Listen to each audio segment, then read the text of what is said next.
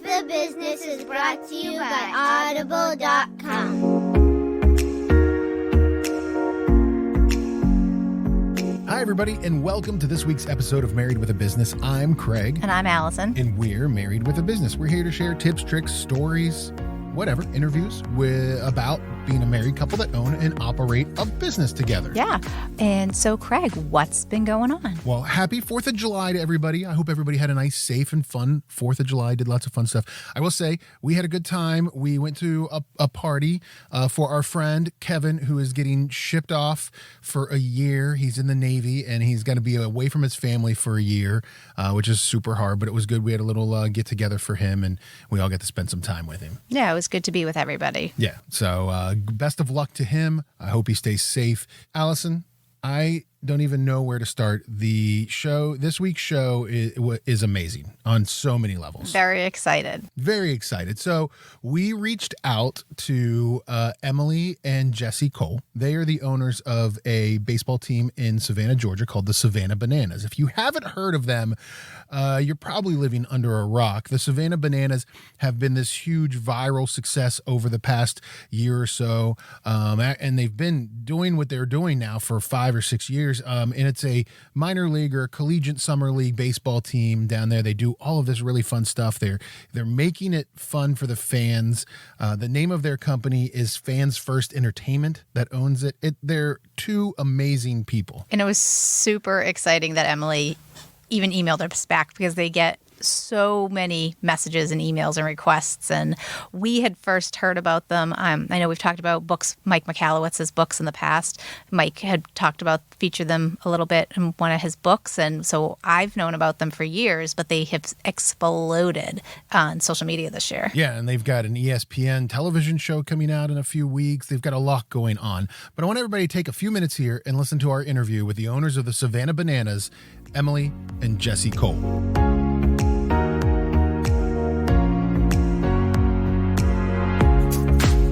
Hey, everybody, we're really happy and about to go bananas on the show this week. We're excited to have Emily and Jesse Cole, owners of the Savannah Bananas, to join us this week on the show. Guys, thanks for being on.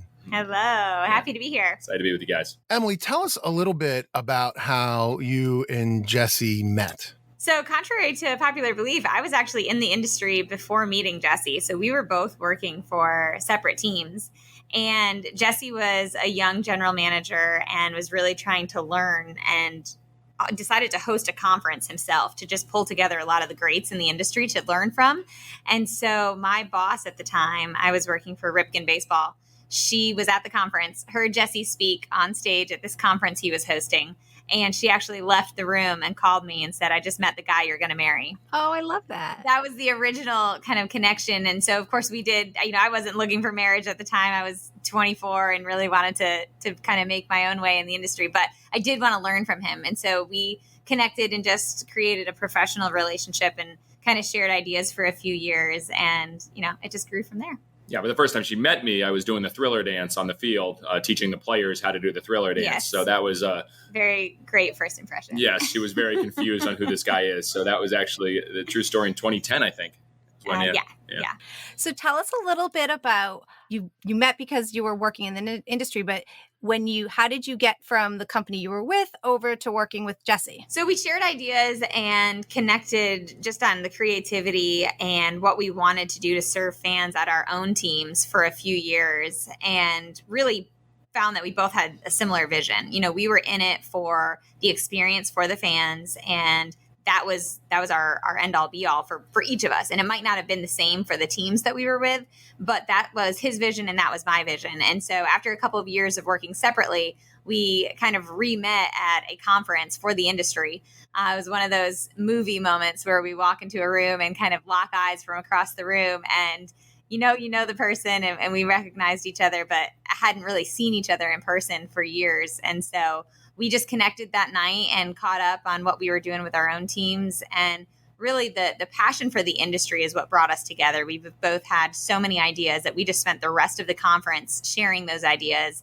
And really by the end of it, I think we were both just so inspired and optimistic about maybe what we could grow together, that at the time it just became a no-brainer that we needed to eventually collaborate on something. And of course, that turned into me moving to the team that he was running for and becoming the director of fun for his team. And here's a fun fact, guys. So while at that conference, we were both in relationships with other people. And this is how dumb of a guy I was at that moment. As soon as I saw her that night and we talked that whole night, I called my girlfriend at the time. You wouldn't believe who's here. Emily, remember the girl Emily? She's amazing. We're having the best time ever. And I literally talked about her for like 20 minutes on that call. Not a smart play by me, but obviously it worked out in the end. Yeah, it definitely paid off in the end for you, Jesse.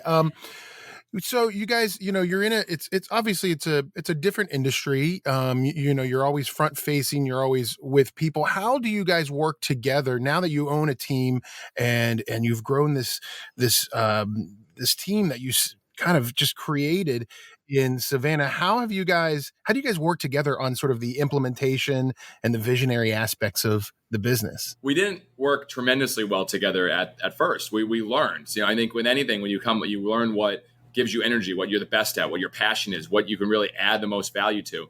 And when we first started with our first team in Gastonia, North Carolina, there was a point where it was just me and Emily. Like it was me and Emily and like a seasonal person and some part-time people. And so we were just in each other's lanes like crazy, just trying to do everything. And I think that's a challenge that a lot of married couples have when they work together. It's, jumping into each other's person's work. And so for us, what we learned was that where she excels and where I excel, we both don't excel in numbers at all. Like get financials away from us. Like we're not good at that. I fail at operations. It would take me 2 hours to do something that would take her 5 minutes to do. I just can't do it. And so I'm very good at the show and the entertainment. And that's where I focus a lot of my time on. So what we've really bear down on recently is that I'm a lot of the front facing on the field, the showman, and she is the one that is the heart of our organization who truly cares about our people, make sure the hiring the right people, we're doing the right things for our staff and our team members.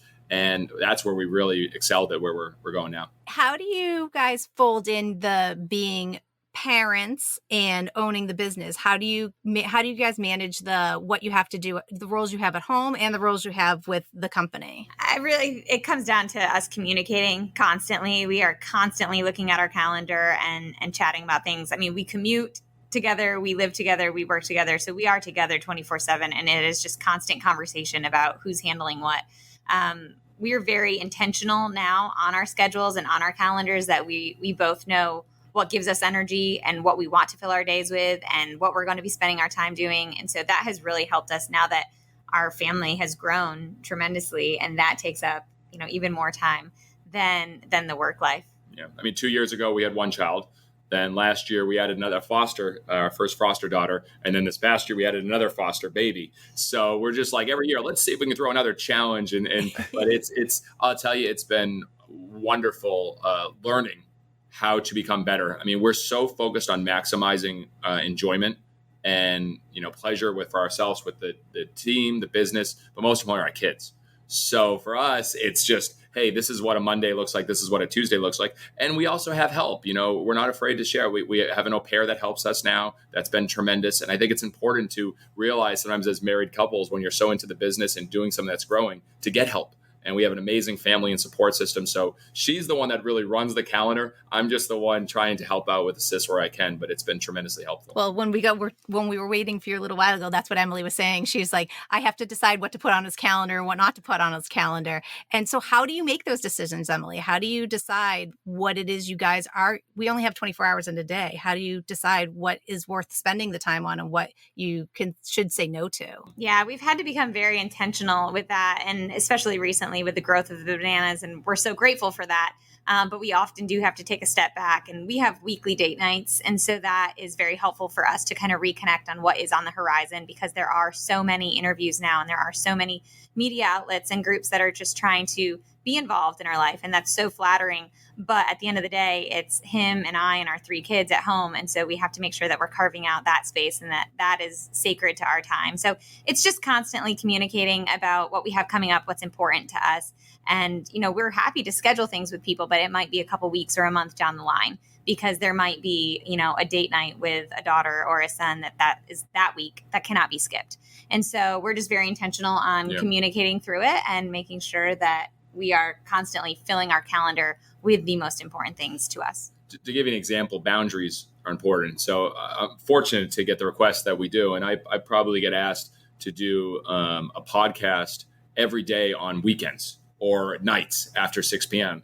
And it's a hard no for me. Hey, I can find time potentially, but not on family time. Every Sunday I do breakfast with the kids. That's not going to miss. I don't want to try to work around that because I got to do 11 a.m. podcast. So it's really important that we do have those boundaries, and we understand things happen. But as far as things that we can control, like game nights, there's game nights. Like that's when we play our games. But podcasts, interviews, other things like that, we work around. And I think that's something that is tough for people because we enjoy podcasts. We enjoy a lot of these things. And we all want to say yes to everybody. Yes, exactly. But we just kind of have some of those firm boundaries, which I think every couple can figure out what's best for them. And I think it's hard, like when you are a small business. I mean, let's be honest. The Savannah Bananas are a small business, not a giant corporation. So it's hard when you're a small business and you're trying to balance, that family time. And now you guys have exploded and gone viral.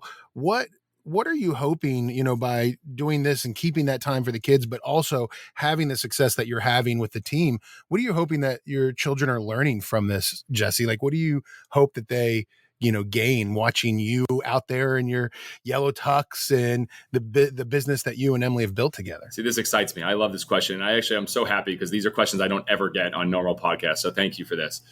I have moments. I always look at moments that stand out. Obviously, when Maverick, our son, was born, when we got engaged, there's always special moments, at peak moments. One for me was my birthday last year. And we were starting our world tour, which was a one-city world tour at that point, but we were playing in Savannah as well.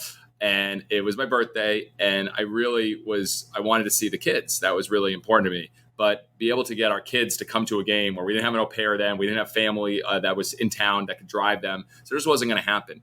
And I remember vividly, we do a march to open the gates, very similar to a Disney rope drop, but even more over the top with our pep band and our male cheerleading team and our breakdancing coaches. And it's this big opening march where we greet the fans. And we're coming there and I'm clapping, really happy, seeing a line of over 2,000 people hours in advance to come to our game. And all of a sudden I turn the corner and there's my two kids and my son and obviously our foster daughter there.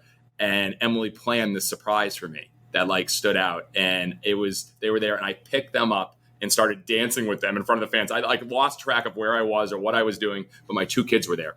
And so your question, in a sense, how does this, relate as far as them being involved?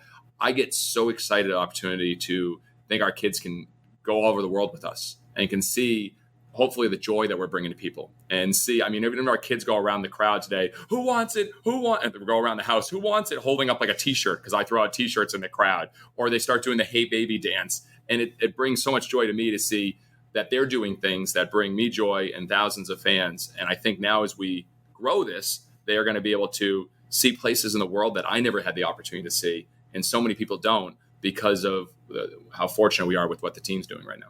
And I'll add on to that. Your question was about our kids, but Jesse and I, although we're not that old, we're the oldest in our office. And so we also look at the opportunity of how we can teach our other children, which are all the people who work with us, and because they are younger and they're learning from us. And so we are very intentional about how we spend our time, and that gives them permission to put their family first and their health first. And if we're not living that, then it's going to be really hard for us to support the relationships they're in, if they're not giving that 100%. And so we really want to live by the model of fans first, which is the name of our company. And so to do that, we have to make sure that they're putting themselves and their families first. And so we really don't feel guilty anymore about coming in later on game day mornings because we're home with our kids, because that's what we want our staff to do as well. Awesome.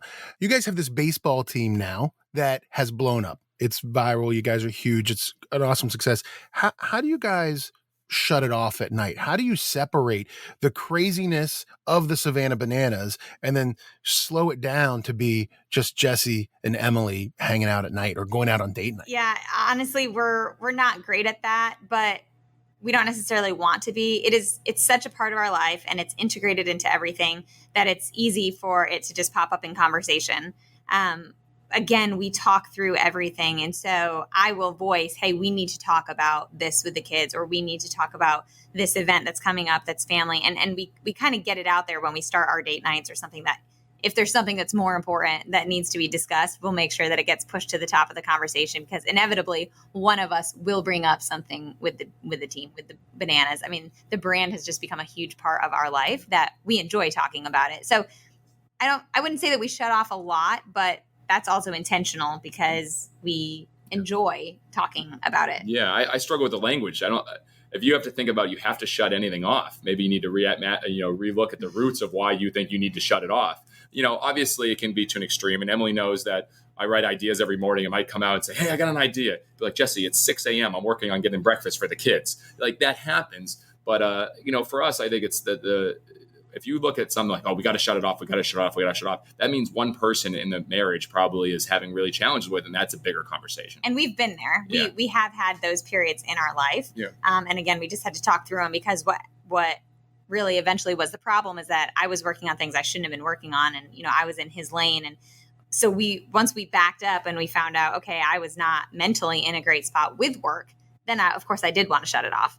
But once we got into a healthy pattern of being in departments that we belonged in and being able to lead the right things, it now seems to be a healthy back and forth of just kind of catching each other up on our departments. And so we don't shut it off really as much as probably most people we fail on that, but we love it. We truly do love what we get to do, which is pretty cool. So, Jesse, do you guys think you're natural communicators, or have you learned to communicate with each other? I mean, you're a natural communicator and presenter, but interpersonally. No. We'll go back to your roots. I think, I'm an only child. Didn't have any brothers or sisters. My parents were divorced. It was just my father who raised me. In regards to communicating well as a group, it wasn't something. I was fortunate to do things I wanted to do, find my way. My dad took care of me well. That she, coming from 3 brothers and a family that was together almost all the time, she worked so well together, sharing, communicating, working as a group, being there for the other one. I didn't have that. She had to parent me for most of the beginning of our marriage on how to be like a better. Still a daily. Well, I would say most of the beginning of marriage. Now it's toned down a little bit. I'm becoming a better person, but she had to teach me how to be a better person and be aware of things. This is a true story. Like I walk very fast. I go where I'm going, and little things like stay back with people. Stay back with people. I'm going in a direction. With anything, I go in that direction. She keeps me kind of in the aware of all that stuff. And every day she's like, I think you're becoming more aware. Or if it's a bad day, Jesse, you're still not aware. So that happens regularly. Yeah, we've definitely learned to communicate better. I would say we are very big on taking personality tests and just really to learn about each other more just out of interest, not because, we think it has to be done in companies, but we do it because we think it strengthens our relationship. And so there are so many things that I have learned about him. He is the idea person. He does wake up in the middle of the night with ideas. And I have had to learn to not squash those dreams right away. I'm a very realistic person. So it was very easy for me in the beginning of the relationship to say, you're insane. We're not doing that. Somebody will get hurt. And he just wants to create and bounce ideas off of people. And so it was hard for us at first when he wanted to come up with all these outlandish ideas and I wanted to say that won't work because. And so we have had to learn to communicate, both of us. He eases into those conversations sometimes. They don't get brought up at 4 a.m. anymore. And I have had to learn to pause before saying no and say, that's interesting. I wonder if, and twist my language a little bit more. And so I think that's just naturally, once you spend a lot of time together, you learn how the other person operates. And so we have become much more aware of what hurts each other's feelings, what gives each other energy, and just be a little bit more respondent on that. It's like the love languages. Like, it's not necessarily what is in it for you, but it makes us have a better relationship if I learn what's important to him and what his love language is. It might not be my love language, but if I give him that, then he responds better. And so we're just very we're lifelong learners in that sense, where we're constantly trying to get better at that. Yeah. And love languages. Have you guys done love language? We haven't done love language, but we've done a lot of the other personality testing. Yeah. That's very similar to me and Craig. Craig is also an only child, and he is a high I in the DISC personality, and I am a C. Don't come to me with half an idea, because then I'm just going to, how do we do that? How do we do that? Yeah. Right. He's the wow person. He's always big ideas. Yeah, the Christy Rate how and wow. Yeah. I'll tell you, love languages was a real game changer for us. We did it for our whole organization as well as ourselves. But like, I'm words of affirmation, and she is acts of service. And so it's very easy. Like, I can tell her all day how much I love her and how much I appreciate her. she's thankful, but it doesn't mean as much as actually doing something for her. Last night, cutting the strawberries for the kids, she was like ecstatic. And I'm like, I'm just cutting the strawberries, but that's an act of service. I can tell her I love her and do all these big acts. Doesn't mean anything. I cut the strawberries, took the trash out. Like, that's big time stuff. I didn't get it. That's going to be me. Yeah. I didn't get it at first because what I did is I bought a custom axe on Amazon. Like, you chop down trees, and I had service inscribed in it. I said acts of service. She didn't think that was that funny. So I thought it was. You still have that, don't you? Somewhere. All right. Anyways. Guys, we ask all of our guests to give us a resource or a tool. I mean, you just gave us one there. I guess is there, you have books, Jesse, you have books you've written. Fans First is the newest one, correct? Yes. And tell us something that has really kind of helped you guys maybe as a couple grow and be better owners or be better service people or whatever it might be.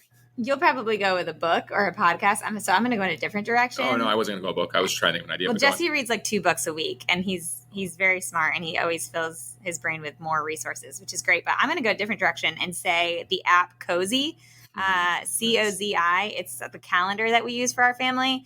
That is a tool that has been a game changer for me, just because we do have so many moving parts. That really helps me feel in control of our life, is seeing all of our stuff in one place. So that's been a resource. It's been a game changer for our family. We say often here is like, love your customers, love your fans more than you love your product, but then love your people, your team members, even more than you love your customers. But you got to love yourself above all. And you can't be your best for others if you don't take care of yourself. And a game changer for me was a book, but it's more of the message behind the book. It's fine. I knew you were going to pick a book. Was in 2015, I read the book Miracle Morning by Hal Elrod, and about basically the whole premise is win the morning, win the day. And most people don't start their morning on purpose. They start with other people's priorities. Go to their social media, go to email, go to whatever. I was the same way. What's on the news? What's going on? And I was in a bad spot a lot of times because it would bring me down. Now I intentionally start the morning. I run, I read, I write, I do a thank you letter, I do my ideas. And by the time I've finished my morning, I can be my best for the kids, for Emily, and most importantly, mentally, I'm at my best. So ready to take on the day. So I think it's really important to develop what your miracle morning is. How can you be your best for others? Maybe it's not just miracle morning. Maybe it's something at night. At night, every night before we go to bed, we do rose, bud, which is it's finish your day with gratitude. Roses are amazing things that happen during the day, and a bud is something you're looking forward to. And even if we're apart, I'm speaking somewhere else or Emily's somewhere else, we text each other or call each other what our roses and buds are. So it teaches us to see the beauty in the day, to see the things that we're grateful for. And that's so important to finish each night like that. And that's been very helpful. Wow, that's amazing. Thank you. No, that's awesome. I know a lot of our listeners know who you guys are and know about the Savannah Bananas, but we allow everybody that comes on the show to, do their little elevator pitch about who they are and what they are. Tell us a little bit about the Savannah Bananas, Jesse. The Savannah Bananas are a circus and a baseball game breaks out. ESPN called us the greatest show in baseball. But more importantly, we're just out here having fun. We want to be the most fun team in baseball and create an experience for fans that's truly special. And that's what wows us. When we have fans that drive 40 hours to come to a game and drive 40 hours back to go to Utah to come to a game, and they paint their beards yellow and get tattoos and see how much people really that we were able to bring joy to. It means the world to us. We're not focused on money. We're not focused on revenue. We're not focused on sales. We're focused on creating fans and having fun. And fortunately now it's really taken off as, we've sold out every single game and have that wait list over 60,000. And we get to bring this joy to more people all over the world. Wow. That's awesome, guys. Thank you so much. You guys have done an amazing job working together to build a business and build a brand, but most importantly, to build a family. And it's really exciting to hear more of your story, because the Savannah Bananas are great, but you guys are the Savannah Bananas. So thank you so much. Small part, but thank you. Thank you.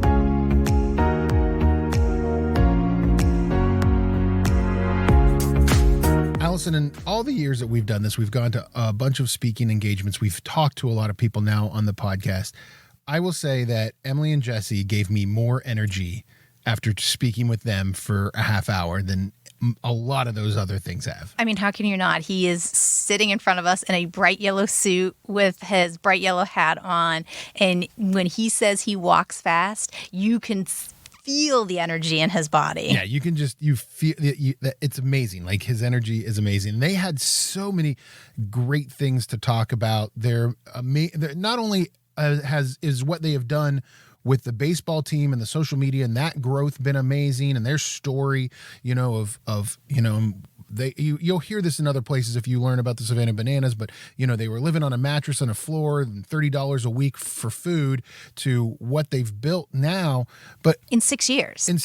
I mean, these are two people who had a vision, had a set of shared goals and ideas and drive, and pushed forward. Yeah, they were just tenacious about it. They succeeded because they did it together. Yeah, and so it was really, I think one of the there were a lot of things they hit on, and I think when we at the end of the interview, when Jesse he was talking about Hal Elrod's book, The Miracle Morning, but he was talking about how every day he and Emily talk to each other, if it's on the phone or text or at home at night, and they do rose bud, which is a rose, like he said, is something that was awesome, amazing that happened that day, and a bud is something you're looking forward to tomorrow.